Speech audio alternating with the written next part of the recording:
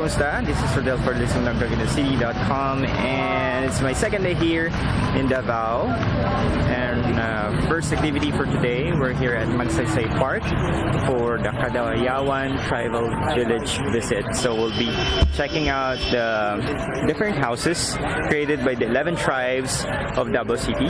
So makita natin dito yung pagkakaiba-iba ng mga tribes dito in terms of their way of living through their houses. So actually, this is originally a park, pero Davao City government have managed to put together all the tribes in one place.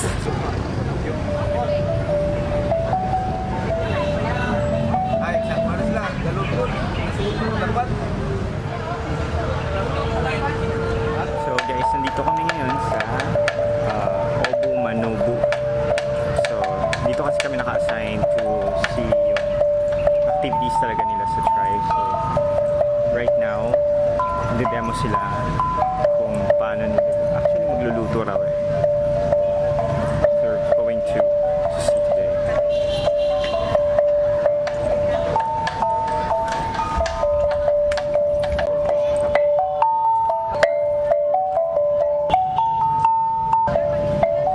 Okay, so guys, dito tayo sa TRIBU Obu-Manuvu. Ngayon naman magluluto sila ng Linotlot. So ito raw yung parang paella. Magandang umaga po sa lahat. No? Ako po si Jake Panjan, ang in-charge po ng Obu-Manuvu Tribal House. So for this morning po sir,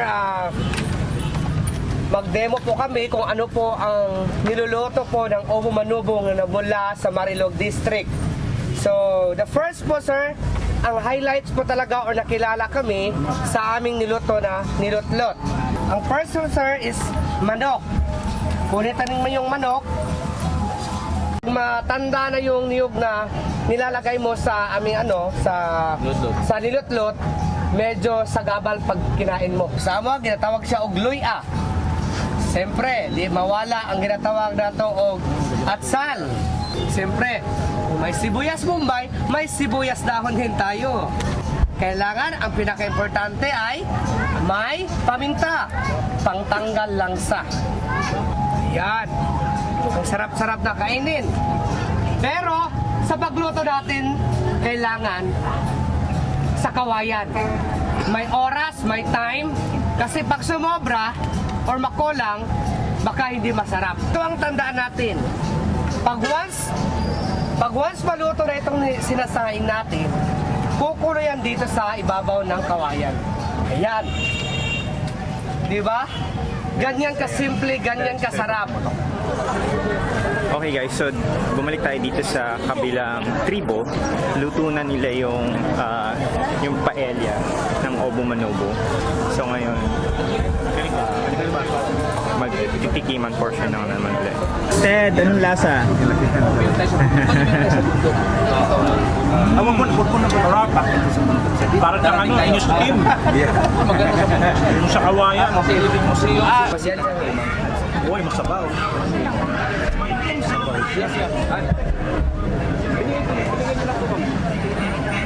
Jo, punta kami dito. Muna na lang sa kayo mamaya ha. Sige. Bahala na kayo na So ngayon guys, at the back, nag-jamming yung Matisalug tsaka Obu-Manuvu tribe. So parang pinag-combine nila yung dalawang types of music. Magkaibang tribo yan, pero nag-jive naman yung music nila.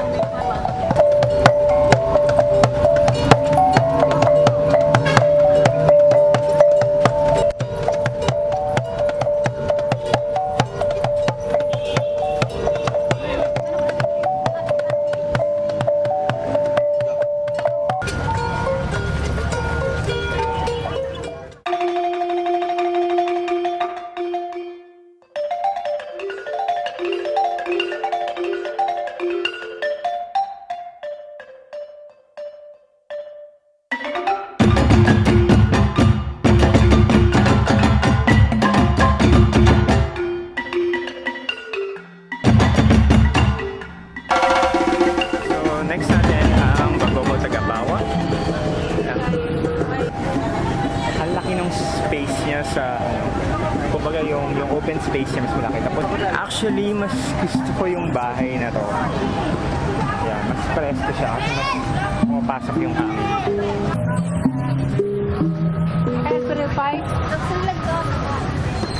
Tayo dito sa kabilang area. Ito naman yung mga Moro sa kabila. Mapapansin nyo mas colorful yung mga houses nila.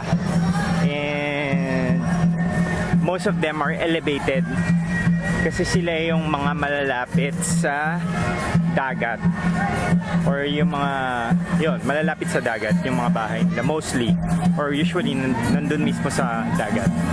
So bisitahin natin itong isa, ang Sama Tribe.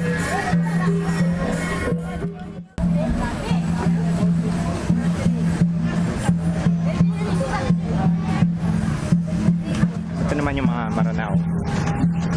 Ang ganda ng bahay, oh. Kanyo, yung, alam mo yung details, yung meron pang mga ganitong klase sa labas. Parang may extension pa sila ng house.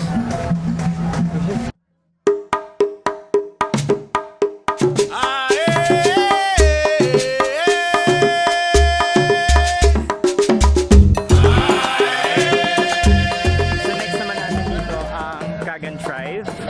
And yung katabi niya is the Iranun tribe. So actually, elaborate din yung mga houses nila. And mapapansin mo, mahilig sila doon sa yung mga house nila. Meron siyang mga parang flags sa taas. Nice. And yung detail talaga, kaiba.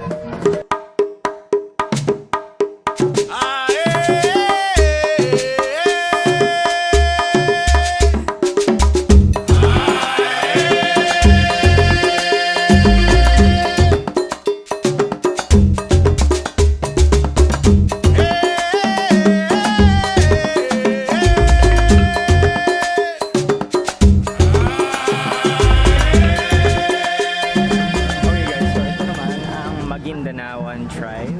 Just like the other houses, makita mo yung detail ng mga bahay nila. Hilig sila sa mga ganitong klaseng tela. And the prints are really different. They even put this kind of cloth sa mga houses nila, which is really unique and nice. So actually guys, yung front ng house talaga, alam mo yun, parang laging may piyesta sa lugar nila. Kasi iba yung pagkaka-details. Parang mapapansin mo talaga kaagad siya pagka nadaan ka sa tribe. It's very colorful. Okay, completing our 11th tribe. Ang last natin ang mga Tausug. So ito naman yung klase ng house nila. Gaya ng iba, elevated din yung bahay nila. Pero this one, para siyang may second floor.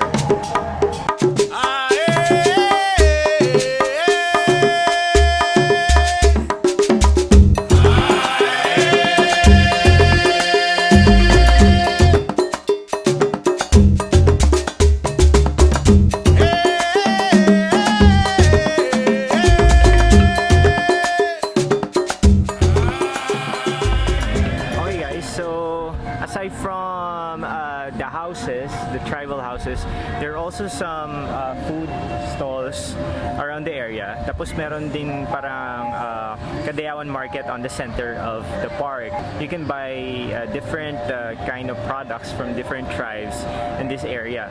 Aside from that, if ever you would be visiting Davao after the Kadayawan Festival, you can still check out the tribal houses here at the park kasi it will be here for a long time. According to the tourism department, they are planning to rearrange the area para gawin na talaga siyang habitable for the tribes that are going to live here. Yeah, parang na-envision kasi nila yung Nayong Pilipino. So, better drop by and check out the 11 tribes and the 11 different cultures and the 11 different houses that you can find here in the park. So, right now, we'll be moving to another venue for lunch and we'll continue our adventure here in Davao City.